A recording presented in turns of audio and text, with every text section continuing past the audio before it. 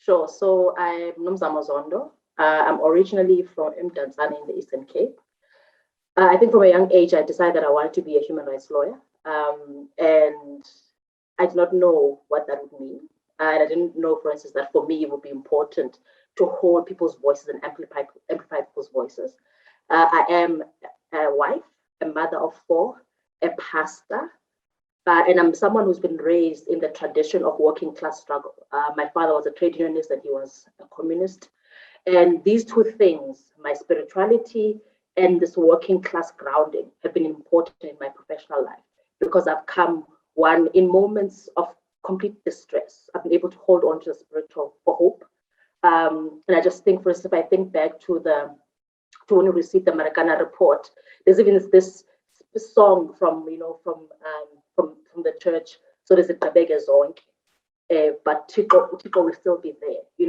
So in moments of defeat, I've been able to hold on to the spiritual, and in moments where I've needed to be angry and I've been able to hold on to the fact that the working class is building this economy and has been building it for centuries and hasn't been able to fully benefit from it. And that's really propelled me to do the work that I do at SERI, which I think is, if in a nutshell, SERI is an organization that's trying to amplify the voices of many marginalized communities, but mostly organized communities. It's been important for us to work with social movements, to work with community-based organizations, to work with trade unions, because we see what collective voices are able to do. And we know that even though we may be great lawyers, great researchers, we know that change can only happen when the people who are at the receiving end of poverty actually implement their own strategies. So we know that as SERI, yes, we're experts, but we're not experts on how to change the world.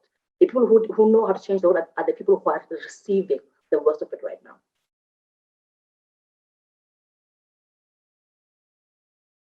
Sure.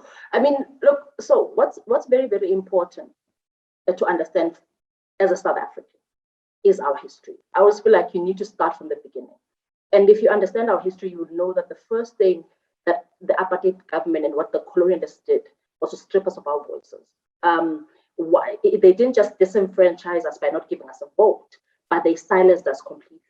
And it's been so important post-democracy to kind of make sure that doors are open for people to speak up and claim the South Africa that they'd like to live in. And I think if for SERI, in the work that we have been doing, we've prioritized working with organized groupings like social movements who are already saying, we know what we want. We are living what we do not want. And because we know what we want, we want you as an organization to speak to us about how the law can respond to our concerns. And I'd just like to give an example around land and around housing and around something that's topical now, being the expropriation of urban land even.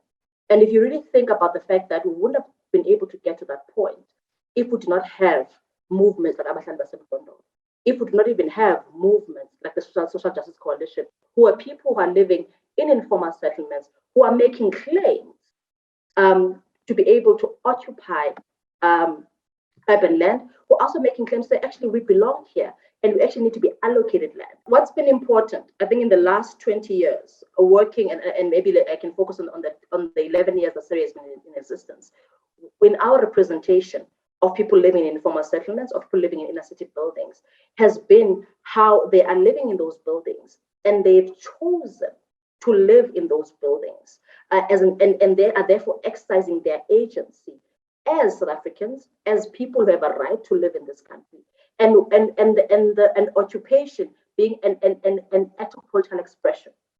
It's not just simply, yes, there is an issue of people who don't have anywhere to go. There is an issue about people who want to be close to economic opportunities. But at its most basic, it is an act of political expression. People are saying, actually, we're entitled to live here.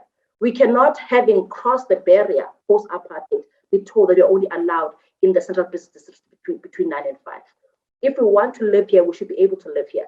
And SERI's work has been both using our expertise as lawyers and researchers and advocates to actually fully reveal what that means and fully translate why the Constitution is fully behind urban land distribution, while the Constitution demands that people who are living in cities should be able to access it even if they're poor. even if they're unemployed, even if they are migrants, both outside this country and from within this country. Our work as SERI has been about amplifying those voices and pushing forward the political claims of marginalized people. That's the work that we've been doing around urban land. I know that it's also the work that we've been doing, for instance, in supporting informal workers like reclaimers, like domestic workers, who again are saying, we, before 1994, had claims.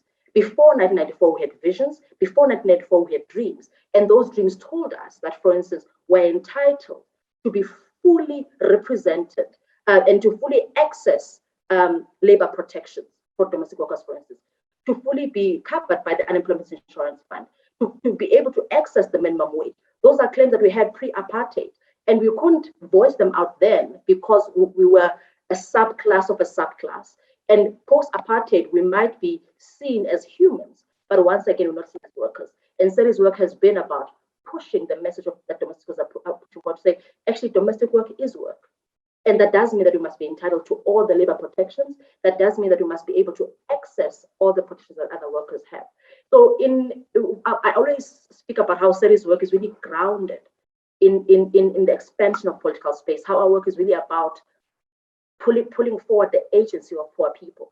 So even if we are producing research reports or we are setting up imparable court, our most important job has been to translate the voices of our client communities to power at times, or even more importantly, to bring them to the power table to speak for themselves.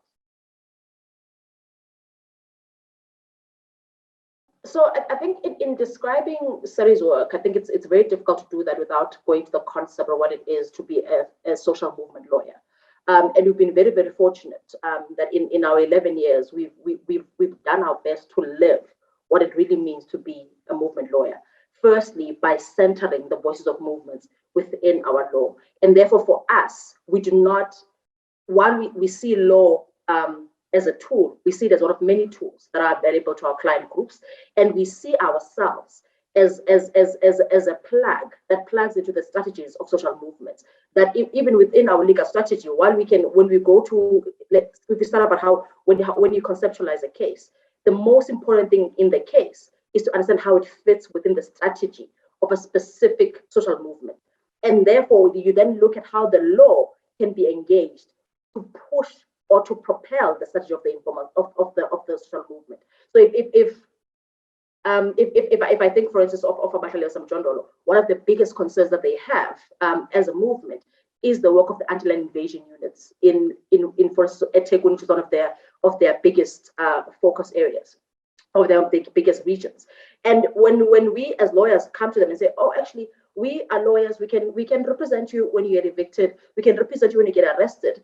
The real question is when they come to say, actually, our priority is dealing with anti-land invasion units, then your work starts from the vision and the priorities of the movement. And then you see how the law can be utilized to resolve their concerns.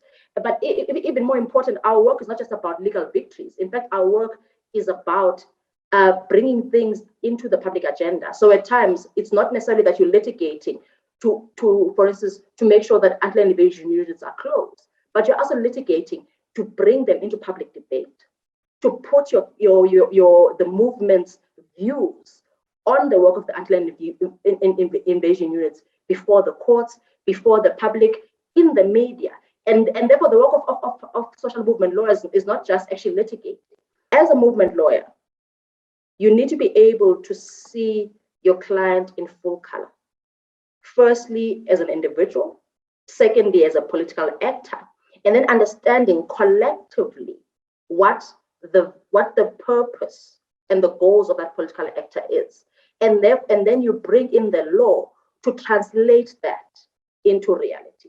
And at times, and this is the one thing that a movement lawyer is someone who is not scared of defeat. In fact, that you understand that because of the political context, you are at most times going to be starting off on the back foot. And your work is really then, as I said, at times, simply to start debate about why the work of the anti-land invasion unit is a breach of human rights, why the work of the anti-land invasion units is in effect anti-human and barbaric, and you then use what you already have in the law to get the courts to start engaging on that platform. So for us as SERI, it's been about how human rights lawyering isn't only about what the law can do, but it is at its center the ambitions of the movements that you work with. And the one thing about that is that it does bring you to two polar opposites. At the times when you succeed, it's exhilarating, but when you are defeated, it is very, very hard. But because you understand that at the core of the work that you're doing are movements that are acting regardless of what happens in the cases that you're working on, that you understand that your litigation strategy is plugged into a mobilization strategy. It's plugged into an attempt to engage the government. Therefore, you understand that you are part of a train and a chain that is meant to bring change in the long term. I think the one thing that I remember a few years ago in one of our strategic meetings, our chair, Uzaki Yakub, was sharing about how ideas change. And at the time when they're at their most current, they seem so true, right? And so correct that people don't understand. Why must you? I remember there was a time as a country that we felt like that people kept saying, why must there be a minimum wage? And we've been able to move on from having a minimum wage to get to a point where we say, why must there be workers who are not included in the minimum wage? And the work of the movement lawyer is to once look at the political context, work with the movement, because you can't be a movement lawyer when you are not being led by a social movement in your work. And for SERI, it's been important to follow the leadership of movements like Kasau, like Abahlali, like the South African Informal Traders Forum, like the African Reclaimers Organization, which are all groupings of informal workers, informal settlement dwellers, of workers who are saying, we want a different world. And all that SERI is here to do is work with them to get them to that world. Yes, at times we're using our research expertise, at other times we're using our legal expertise. But through all of that, we are led by the movements.